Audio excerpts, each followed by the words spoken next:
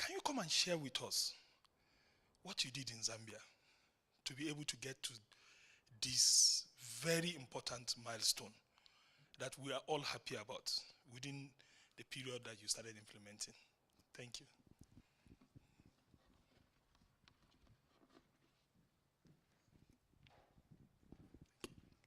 Thank you very much. Indeed, it has been a great milestone for our country, Zambia. It hasn't been an easy road looking at where we started from, but with good partnerships, we were able to make it and get up to, we are now over 78%. So we are grateful. We are grateful to our partners and, of course, government for supporting this cause. Like I mentioned, it hasn't been easy, but we really made it. So the first thing that we had was the development of the national vaccine deployment strategy, where we had a number of pillars that were put in order for us to have a successful vaccination program. And then we also had efforts from the government coming in, where we had good governance and leadership from our president, who was there even to push us with being encouraged, everyone being encouraged just to have their COVID-19 vaccine for us to protect our country. We also had intensified vaccination drives and campaigns, which were, of course, supported by the government, the president himself, who made sure that these vaccination drives and campaigns were intensified. And without our partners, we wouldn't have made it, because partners came in even to make sure that vaccines reached even the last mile. And also the issues of service delivery were implemented. We also had the issues of planning and coordination, where we had great support also from, like I mentioned, government. I'll continue mentioning government because we saw how much drive we had from our president. Then we also had just a high political will and leadership at all levels, which boosted the coverage of the vaccinations. Also, we had the private sector collaboration, because without them, we wouldn't have made it and just be where we are at over 78% fully vaccination coverage. So that exemplary leadership and intersectorial solidarity really made it possible for us to exhibit what we have right now. Then also there was a motivated human resource through capacity building, and this was made possible by our collaborating partners, who came in just to make sure that the healthcare workers were supported in terms of capacity building, so that they were aware of what was really happening around and how they would push the communities to be vaccinated. Also, we had engagement of the community-based volunteers. These are at the lower levels in terms of support, but they were there to make sure that the COVID-19 vaccines reach even to every member of the community. So they made sure they had to sensitize and let people be aware in the communities of the importance of having the COVID-19 vaccination. So the stakeholder and partner engagement was so strong, even in our country, and that made it possible for us to attain what we have, like I mentioned earlier. Then also logistics and cold chain supply. We had so much support from our partners. Without them, we wouldn't have made it even to make sure that the vaccines reached the last mile distribution. They also had support in terms of cold chain equipment, where we had installation of equipment, and it was all through the partnerships that we had as a country. And also we had strong advocacy, communication, and social mobilization, which made it possible to have what we have attained right now. With adequate funds, we had strong support from our partners, who made sure that funds were available for whatever purpose that we had are requested for. In terms of, like I mentioned earlier, distribution, the partners were readily available. In terms of pharmacovigilance, the partners were readily available to push us and just have numbers coming in terms of safety surveillance. Then also, the service delivery implementation, it wouldn't have been possible without the help of partners. It was really made possible because the partners were there to make sure that the service delivery component was at hand and the populations were there just to have their vaccines. Then also the issue of monitoring and evaluation, we had the numbers coming in, all because of partnership support.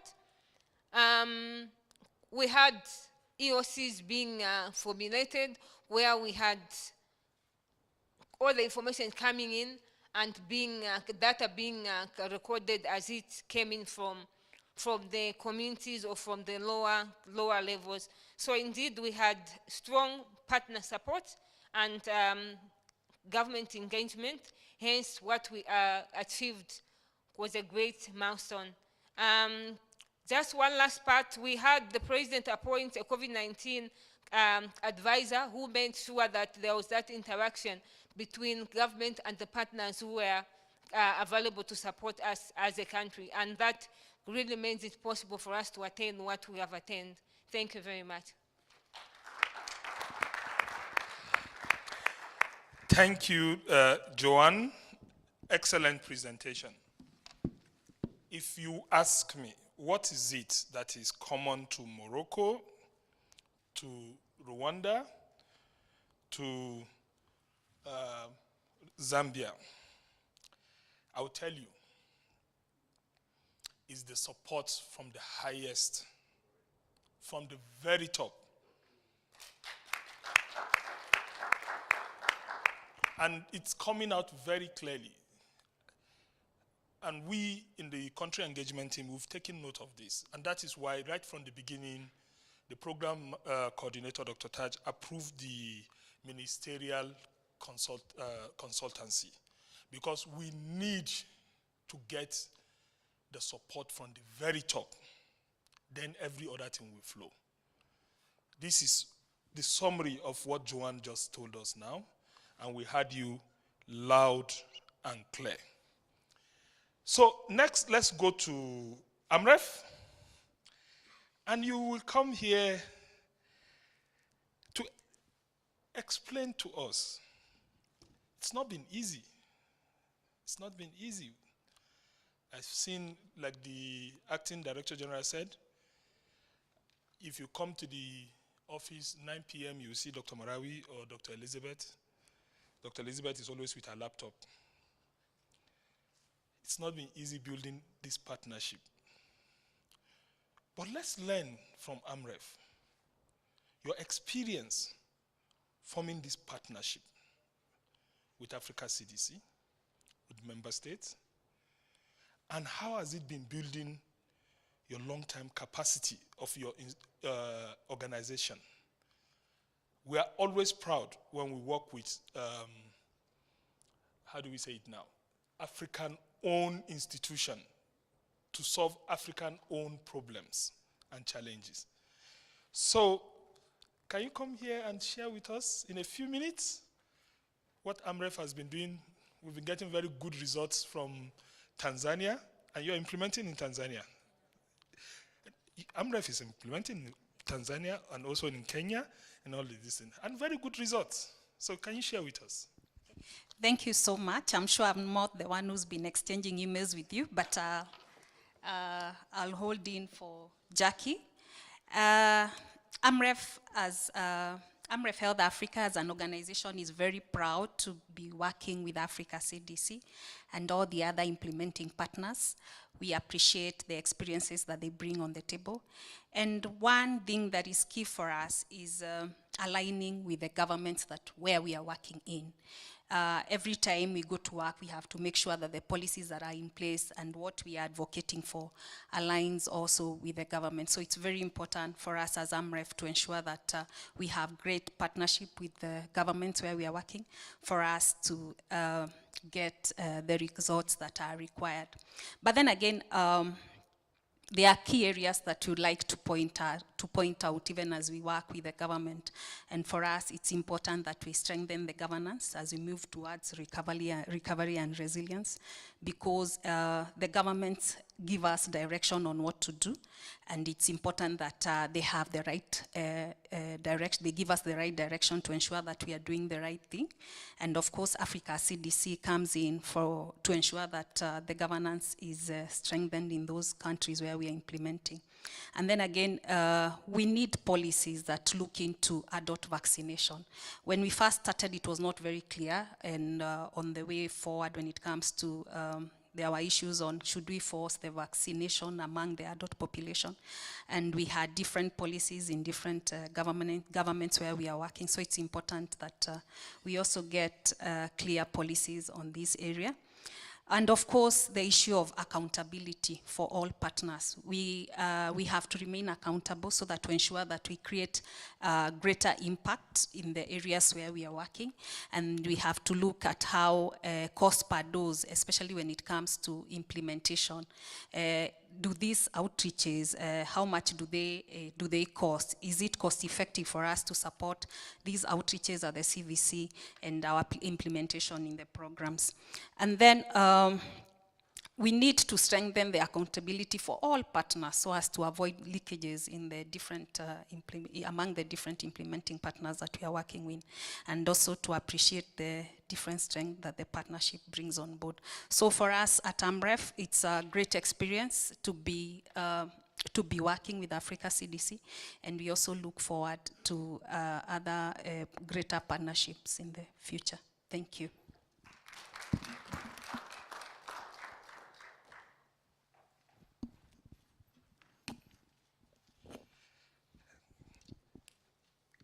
If you heard very well, you will always hear us talking about action-oriented partnerships in Africa CDC. And it's always nice to work with a partner that will deliver. Thank you so much. For us in Africa CDC, we know that if we want to move far, we have to move with partners.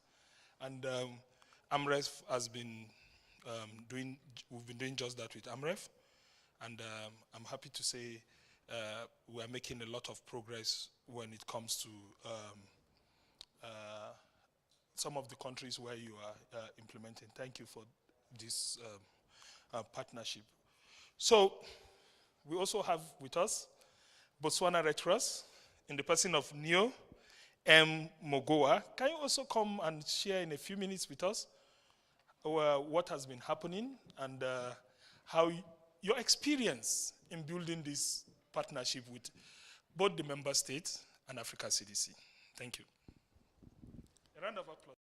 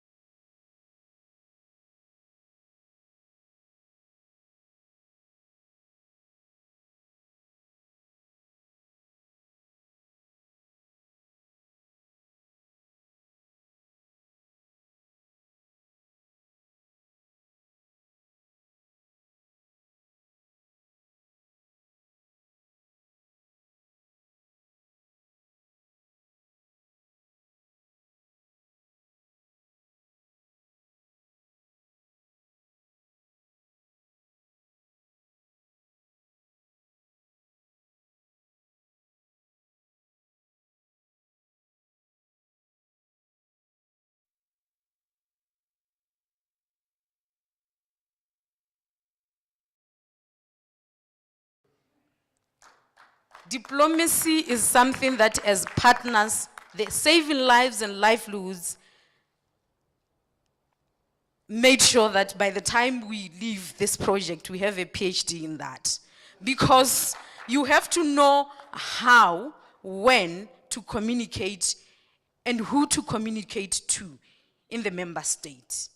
And you have to know when to build a boundary and let the member state lead, let the in-country implementing partner lead, let the partnership be horizontal or parallel. As building partnership, of course we are partners in all of us. When we are implementing, for example, in Zimbabwe, we've got Makerere, we've got AMREF. But there's a time that we make a one-on-one with the CVC. There's a time that we argue, but there's a time when we need a lot of diplomacy because there are a lot of relationship, political issues, bureaucracies. But at the end of the day, we want to see one result, a 70% achievement. And we have managed it through the diplomacy, open communication, learning from what the member state has or has not. And other partners who have always been on the ground. Africa CDC has had projects before the SLL within same countries. We had to respect that. Thank you.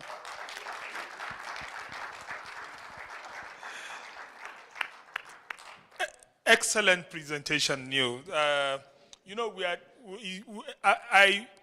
I'm so enjoying it. I would have allowed her to continue, but I know that we have some sessions that follow. You said something very interesting.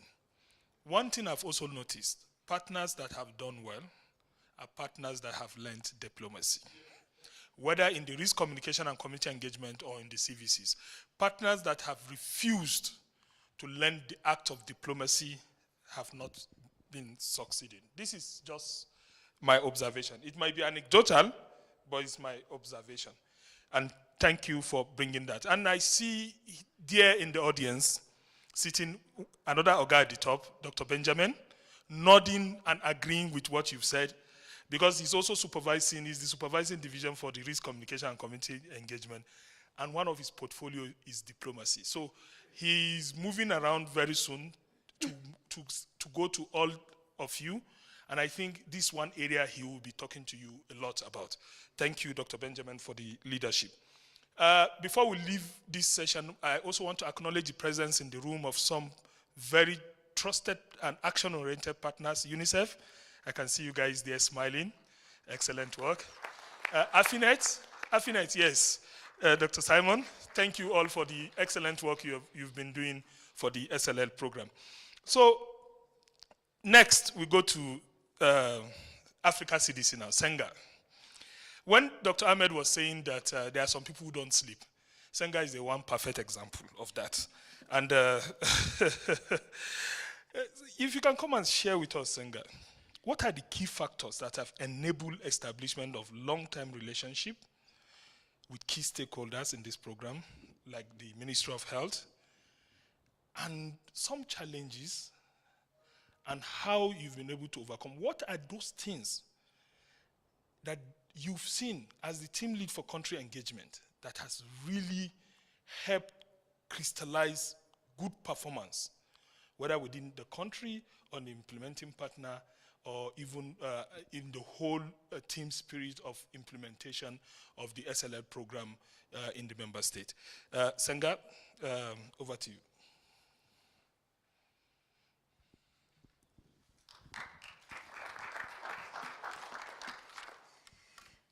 Thank you, Dr. Mohammed, and good evening all.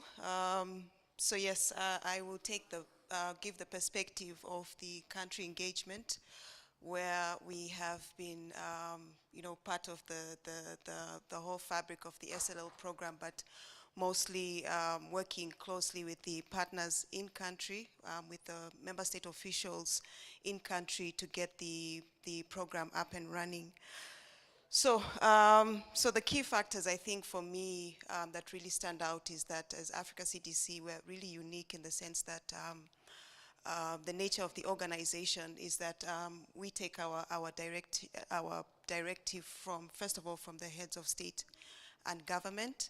So having them really set the tone or set the pace for the whole entire continent, setting the priorities of where we want, what we want to achieve, has really helped us define where we want to go, and has really helped us when we're needing to engage with the ministries of health, that we're really coming at it from as something that has been set forward to us by our heads of state and government.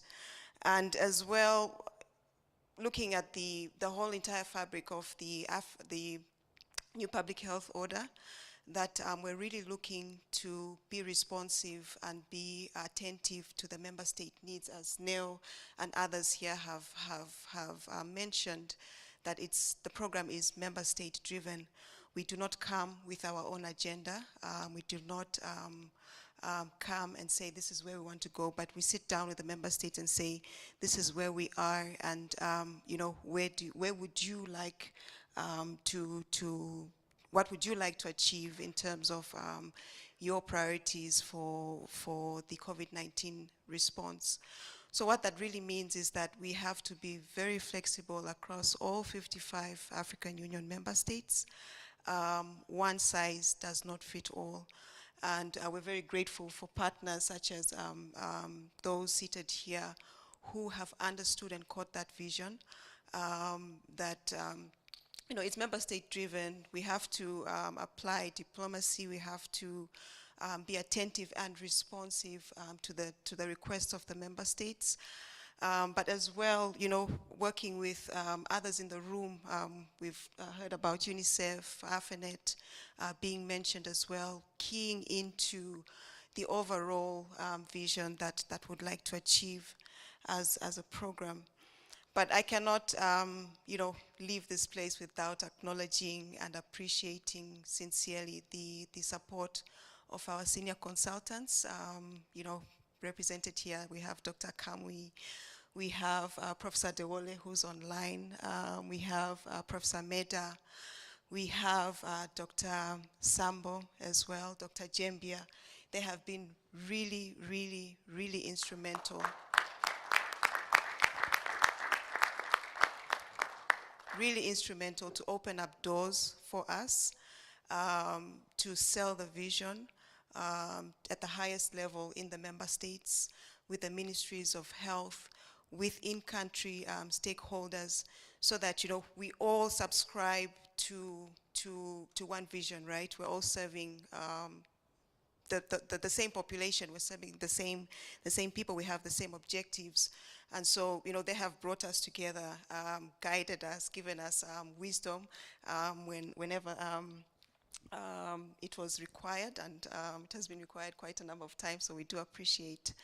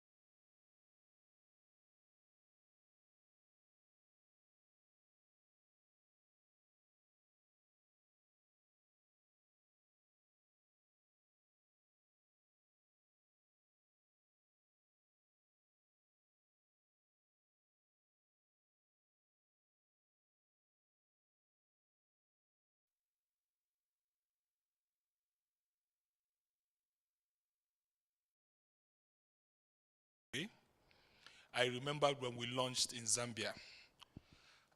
Dr. Ben's team, I woke up, I didn't know he was in Gabon. I woke him up around 5 a.m. in the morning.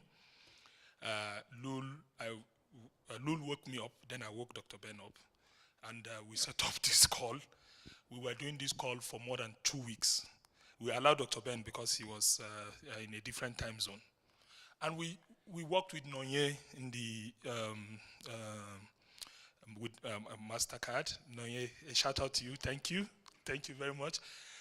And bringing in the grants people in Africa, CDC, George, Papa, Senga, continuously without any boundaries. And the outcome was an excellent regional launch in Zambia. And we've also seen that in countries where we are able to build this very strong alignment, we succeed in what we're doing. So we save the last for the best. I'm going to call on Dr. Taj, who is the program manager. I don't know how he does it. You have to bring the country engagement, the partnership, the recruitment, admin. I saw Justin. Justin's somewhere here. Maybe he has left. Yeah, okay. Bring the budget, the grants, everybody together and make them work as a team. That's a big work. So Dr. Taj, maybe you come here and share with us how you've been doing it. I've not seen too many white hairs, but I suspect that they will soon be coming if it continues this way. So over to you. Thank you so much, Mohammed. Excellent moderation. Let me start with acknowledgement. First and foremost, let me start online. Your Excellency, Professor Isaac Adewale, I thank you. You have always been there. I can't remember the number of times I've had to call you, for some advice, especially when it comes to some of the very difficult countries, without mentioning name in West Africa. I would also like to acknowledge Dr. Richard Kamwe. You have always been there right from day one, even before Africa CDC came on board. And the advice, I don't know how to quantify or what to say about some of those critical advice. Professor Nicholas Meda, your flexibility, I don't know how to describe it. Honestly, I mean, anytime I talk to Professor Nicholas Meda, he just take me back to those days in the classroom. When your lecturer is advising you, And let me give you one example. When Professor Luis Sambo couldn't make it for the MPHI meeting this morning, and I said, okay, can you suggest somebody? He said, just go and look for Nicholas Meda. Once you get Nicholas Meda, he said, the work is done. I said, but the time is short. He said, no, he's ever ready, So again, Prof, honestly, I mean, you guys have really been very supportive. You've shown us the direction. You've shown us how to do it, and we will forever remain very grateful. And for the other champions who are not here, let me also say thank you. And of course, for our partners, it's really been a very good relationship working with you, be it the implementing partners, the level 1, the level 2, and much more importantly, the MasterCard Foundation. Ahmed has talked, at length about, the way we have been able to really co-create the whole idea right from day one. I remember on a couple of occasions, I talked to Papa, I talked to Rosemary. They just keep saying, look, Taj, we don't want to be in the kitchen. You just go there, stay in the kitchen. We are outside in the salon. Whatever you cook and bring from the kitchen, we'll take it like that. So really, it's been very, quite amazing. And for the previous speakers, I think they've said most of what, we needed to do, to make sure that we drive this agenda. What I used to say is that the SLL is not like procurement of furniture or stationaries, whereby you have all the time in this world. We need to understand that this is an emergency. We are in the middle of a pandemic. Within the shortest possible time, we have come up with an intervention. Very safe and effective vaccine. So the honor is on us to make sure that we deploy at scale, deploy with speed. And right from day one key principle, in the whole SLL program is that of teamwork. We know that without teamwork, we will not achieve anything. And together with that teamwork is that flexibility. Together with flexibility is that learning by doing. Learning by doing. Usually when you listen to the Africa CDC leadership, they will tell you that this is the largest project ever, embarked upon by Africa CDC. Number two, we are also operating in an uncertain territory. COVID-19 pandemic came, first we didn't know the organism. When we knew the organism, there was no intervention. When the intervention came, you have to deploy it in a population group that we are not used to deploy that sort of intervention. We have years of experience as far as immunization is concerned, but in childhood. We didn't have that experience in adult population, that you have to go at scale, time bound, So whether we like it or not, I think flexibility is key. And my sister, they also mentioned the aspect of diplomacy. That was also very important as far as that particular space of the SLL is concerned. Let me say that in 2017, Africa CDC did launch the new public health order. And of course, Ahmed has articulated the 4 pillars. So when SLL came on board a year and a half ago, we make sure that the operationalization of that SLL will be driven by the principles underpinning the new public health order. Starting with that of respect or respected and action-oriented partnership. Number 2, workforce development was also key. Number 3, we also knew that we have to build and strengthen institutions. And number 4, of course, manufacturing. Now, how is this applicable to the whole arrangement with SLL? When we reach out to SLL and we request for this support, one key thing that the Africa CDC leadership did mention was that this is an opportunity to strengthen the capacity of our local partners. And if you are going to do that, we need a lot of flexibility. We need a lot of transparency, and we also need close monitoring, so that we are able to guide the process, and we're also able to minimize our risk. So these were all the things underpinning this SLL, and it's been so far so good. Now, when we begin to have issues as far as the political landscape is concerned, the leadership also felt, okay, what do we do at this stage? Let's look for people who have experience in that space. And that's when we call on Ambassador Dr. Richard Kanwe. What do you think?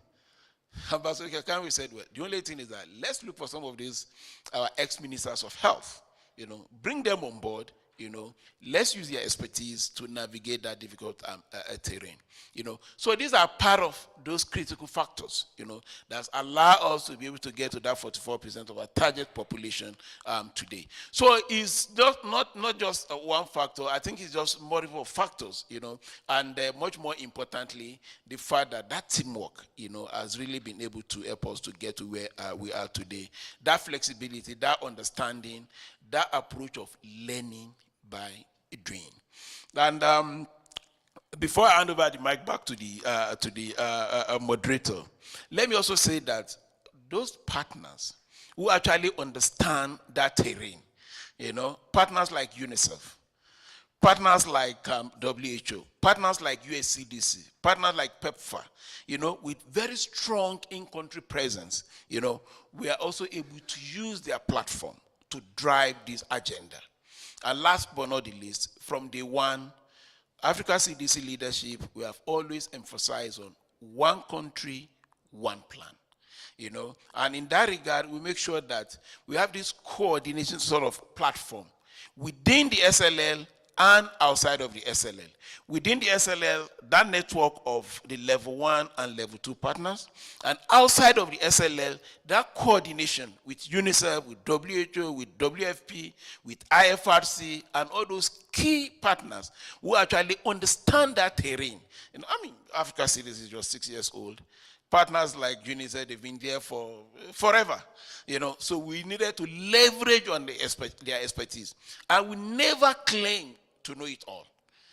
I can't remember the number of times I have to call Landry and Eddie, and I can't remember the number of times we have to schedule meeting with UNICEF. Today, I said that you even have to deploy, to Africa CDC to support us. So really, it's a combination of factors that's taken us to where we are. And we have learned a lot of lessons. And we'll be documenting these lessons so that when the next pandemic comes, because it's not a matter of when. I mean, it's not a matter of if, it's a matter of when. You understand? Even the COVID-19 pandemic is not over, and we have seen multi-country outbreak of monkeypox. You get it? So who knows what next? But the most important thing, let's learn that lesson, apply it, use it to strengthen our health system so that we perform better when the next pandemic strikes. Thank you so much, Mohammed. Thank you, Dr. Taj. Let him sit. Then I'll close it out. Please sit down. Okay. So, colleagues, it's taking a little longer than we thought, but it's been a very interesting session. We've learned a lot starting from our member states to our implementing partner, and then to the key players in Africa CDC. Please, can we give them a round of applause as they go back there? And I hand over back to Elizabeth, who came here to let me know the time. My time is up. Thank you. We sincerely apologize. We were really having fun listening to our partners, listening to our leaders. We sincerely apologize for starting late, and now we are paying the price. We apologize because tomorrow we've also got a packed day. So we do have the one session before we ask our fathers. I think Dr. Fala is going to come soon after this session. We have had to switch just a little bit. We have Dr. Seth Bekali, who is online right now. He's been online since 6 o'clock. And so, because we would like to just hear back from our funding partner,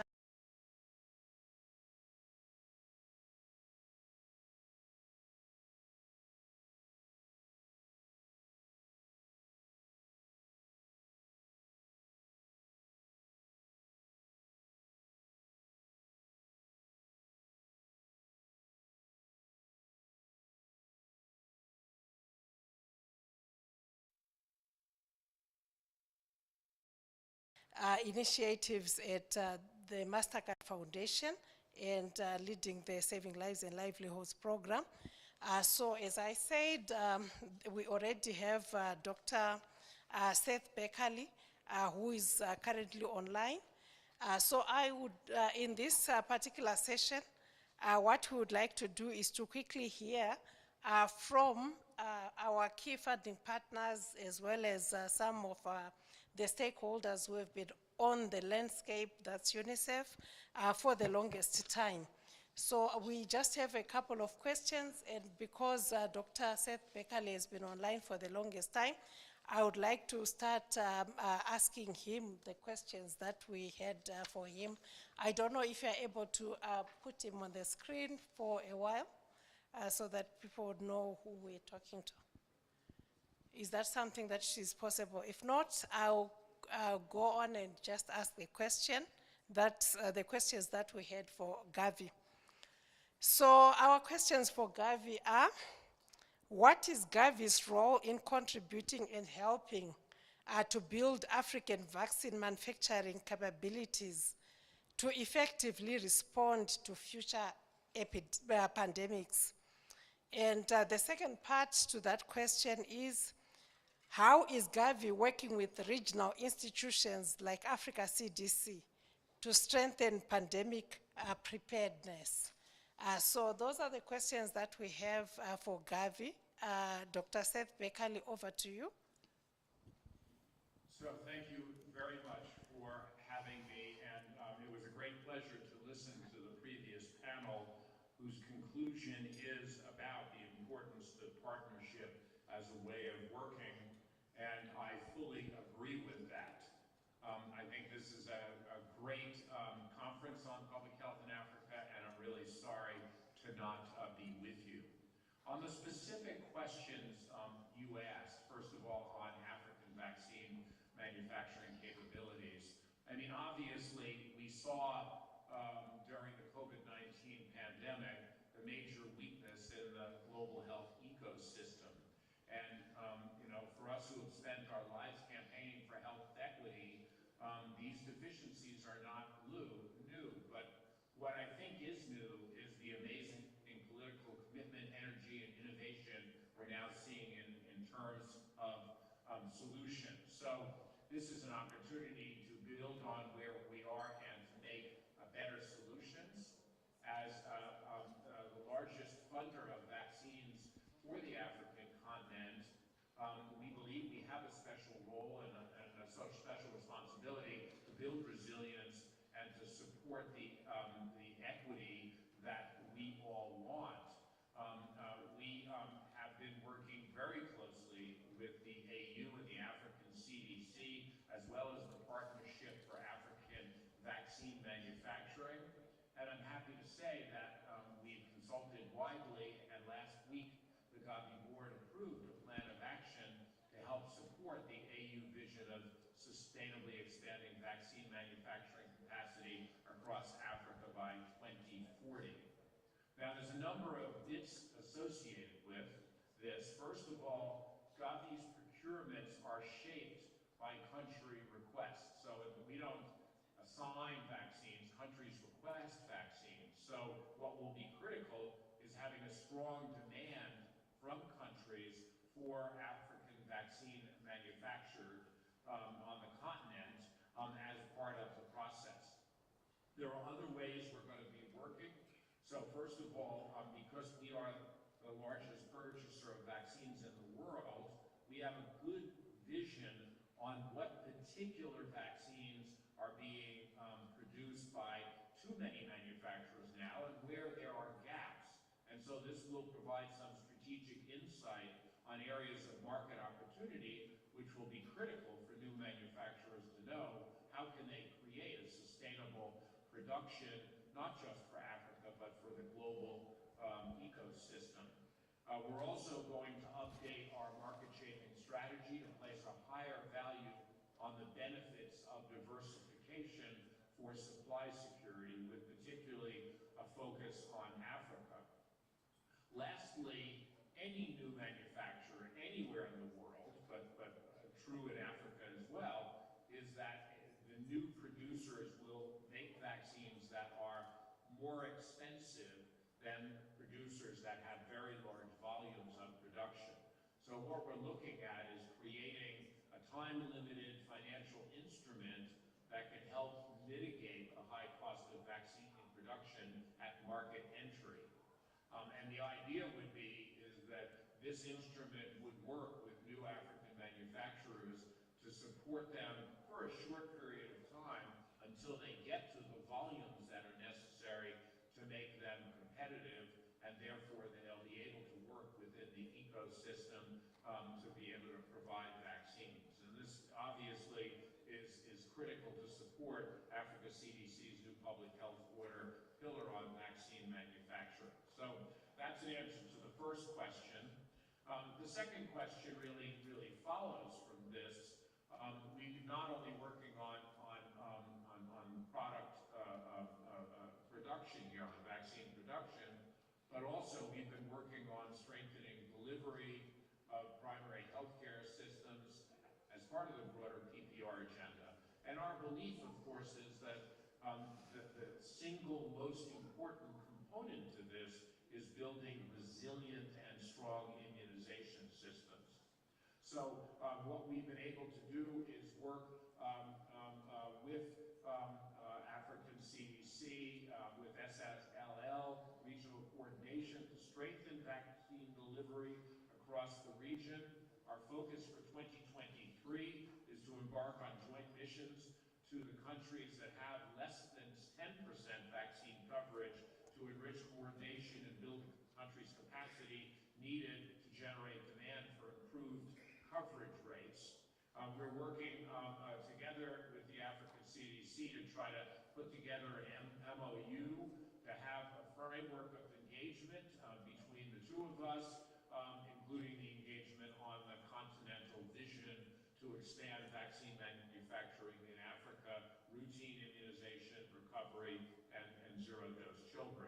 And let me lastly say, Dr. Ahmed, who was talking before about some of these issues, I think the vision to create, for example, strong surveillance on the continent for adverse reactions from vaccines, building up the African Medicine Agency, building up the regulatory systems is all part of this vision, and we strongly support that, both at the Secretariat and the partner organizations, and also at the board. Thank you. Wow. Thank you very much, Dr. Beckerly. I'm excited. Africa Rising, a new public health order, vaccine manufacturing. I think that is really music to everyone's ear because definitely once we have those capabilities, I think we will be better prepared for the next pandemic. So we would like to thank you very much and continue to sincerely apologize for starting late. So right now, I would like to turn back to the panelists who are here with us. And again, because of our time, I would like to just quickly ask that if you can speak briefly and that we can answer the questions here. So to you, Dr. Papa Salif, we know that the MasterCard Foundation has set aside 1.5 billion in the 3-year program, Saving Lives and Livelihoods. So as a funding agency, beyond COVID-19, what role could the SLL program play in supporting health system strengthening? We know that one of your pillars is also Pillar 3, support to Pillar 3, which is vaccine manufacturing. As we have been on this journey, which has been maybe 1.5 years, what are the challenges and opportunities for the sustained partnership in health system strengthening? Over to you, sir. Thank you very much, Elizabeth.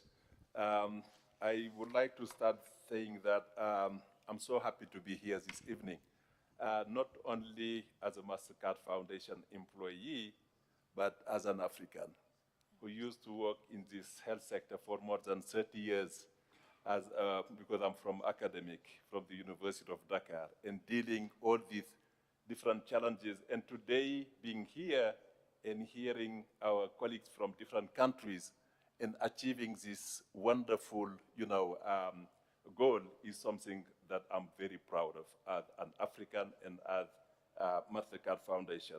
So because of constraint of time, I will just highlight some things.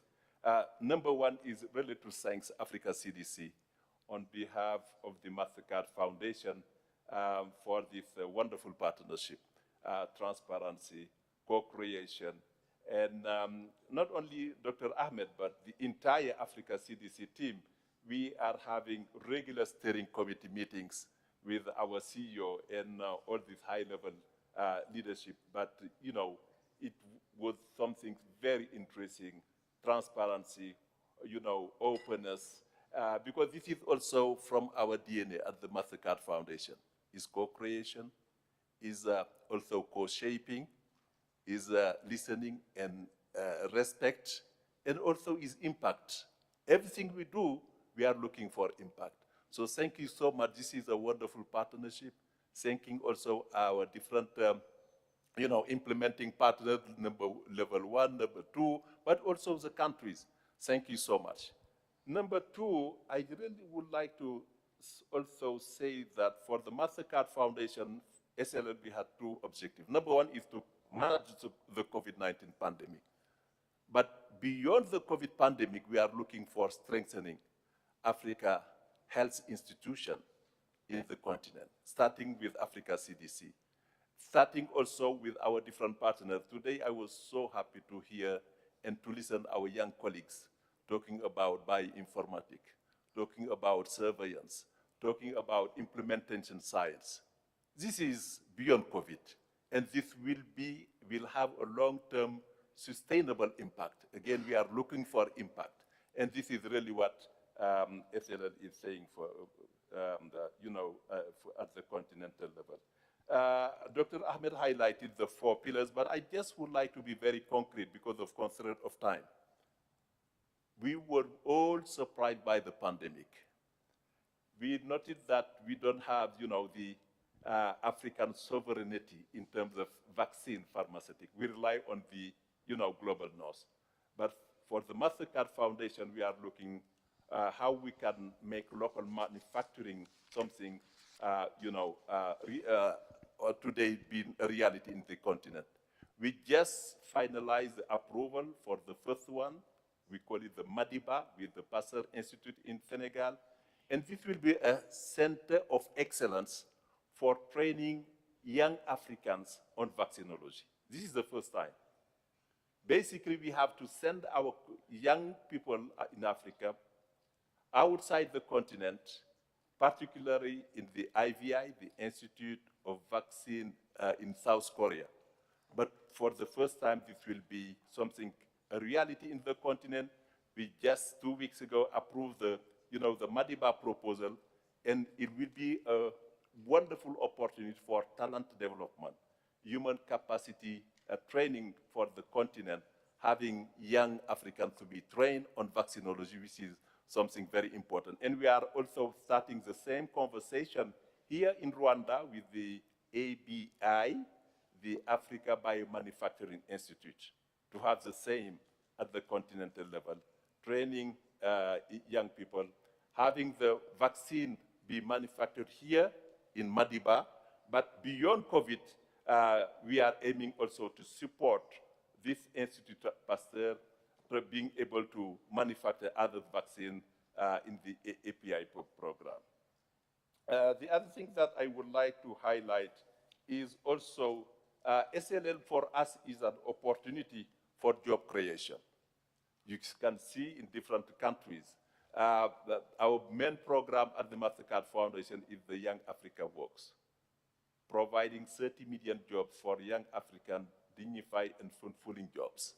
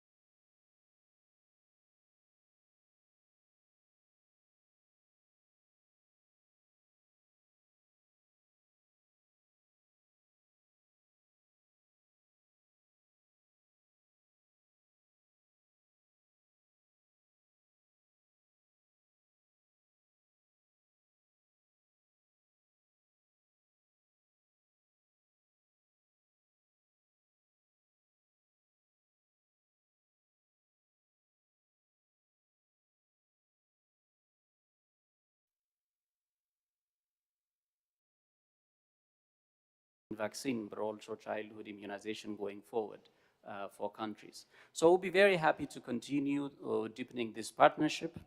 I think one thing we have seen in COVID-19 and as we respond to that pandemic is the value of partnerships, the value of coming together, the value of pulling our expertise and capacities together to be able to rally behind a particular vision which Africa CDC have been able to bestow in this work, especially with the notion of reaching 70% of the African population with COVID-19 vaccine.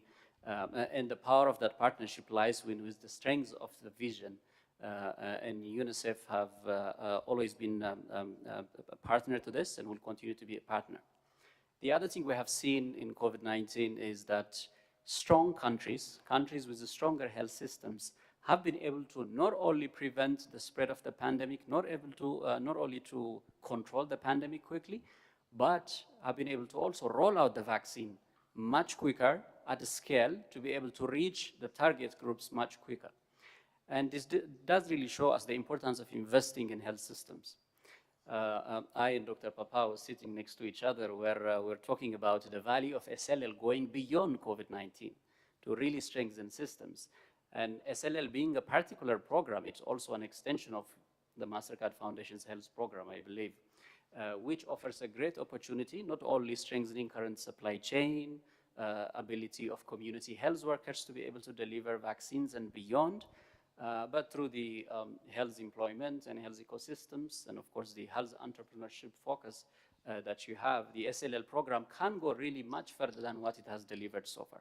Especially the community health worker agenda is a very keen and quite close to my heart and UNICEF's bread and butter, given the value of community health workers to be able to mobilize communities to be able to access services, but also provide essential services on ground in hard-to-reach communities. In many of the countries that have succeeded in COVID-19 vaccine and even in childhood immunization, it is countries who have strong community health systems. We see a great value that the MasterCard Foundation can really play in pushing forward in strengthening systems with a particular emphasis in community health workers, which partly is a job creation, given that it offers an opportunity for much more greater chance for young people to become community health workers and seek for decent jobs, but also its ability to reach underserved communities through community health systems. And if there is something to pick against this, it will be through the use of innovation to be able to bring in strengthening systems in community health, but also to be able to strengthen digital innovation, health management information systems, and the current support that you are already providing through SLL, through laboratory, would really go a long way in really impacting systems. Earlier spoke great about the vaccine manufacturing, which really heavily relies on the human capital. And human capital relies on strong trainings and skill sets, and I think the SLL can go much beyond this to be able to support that. Elizabeth, you raised a very important point about what are the challenges and opportunities in building sustainable and reliable partnerships. So I will not talk about the challenge because we can spend the whole night talking about the challenge, but I would really like to emphasize on the opportunities. I think we are at a very pivotal time, a very consequential time in a way that we have been able to garner so much support to the issues that Africa believes as priority. And unlike what you've been earlier stating, where the priorities of the African continent have not necessarily been respected in a way that supports were geared towards that, we are now at a critical time where we have entities like Africa CDC who are able to rally different global, local, and regional partners to come together behind this vision. So I see that as a great opportunity. If I recall correctly, such large gathering on public health in Africa, I don't think would have been able to achieve it with other entities.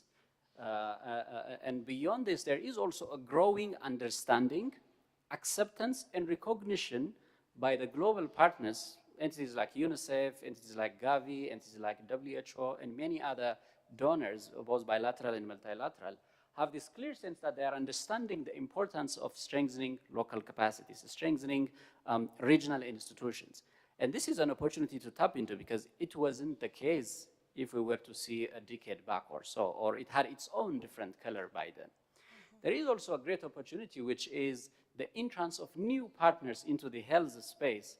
Papa, you could correct me, but I think it's the first time that MasterCard Foundation went into the health system in such capacity, in such level, beyond the Young Africa Works focus. And there are also other partners, such as the Buffett Foundation or many other philanthropies who are helping in this space with a very different mindset, not a prescriptive mindset, but from a listening point of view and recognizing that there is a capacity. One thing COVID-19 has also shown us is the entrance of these private sector actors. I do not recall a time where a bank like Afri-Exim Bank came in this huge to guarantee vaccine procurement in this region. I think if this can go longer and a bit wider to actually get to the health system's strengthening level, to that level of investment, strengthening community health workers and many other health system components, I think we have a huge capacity to be able to utilize. And of course, finally, there is this growing understanding and passion and commitment from African leaders where they have realized that it is now the time to show the solidarity, to be able to build capacity in the African continent and to put whatever it takes. The future, the next 5 to 10 years, is not an easy future, given the economic shocks we have seen due to COVID-19. And we know several low and middle income countries are unlikely to recover back to their health spending level, which they had before the pandemic. It will take them at least 5 to 7 years going forward to get back to that. And hence, spending on health would require a very unique focus, a very high level of prioritization. And I think we have the recipe to take that, which is the commitment of the African governments. Thank you very much. Wow. Thank you so much, Dr. Limango. As I think just to reassure you, you have been a very respectful partner. UNICEF, you are the big brother that really is encouraging Africa CDC, walking us along the way, just holding our hands. I think the whole issues around procurements, logistics, we have never at any point in time felt like we were let down. We really appreciate the partnership. I like the passion that is in this room, but we may need to go and sleep. So I know Dr. Taj, apologies, loud and clear when I had to come and sit in your seat because he's very passionate. And I hear the passion running through even in the presentations here. So now over to Dr. Merawi. You are also very passionate about partnerships. What is Africa CDC doing to prepare for the next pandemic? Yes, COVID-19, I think you've done a lot. The partnerships are great. But as Africa CDC, what is the plan? Yeah, thank you. Thank you very much, Dr. Elizabeth. And nice to be here. I think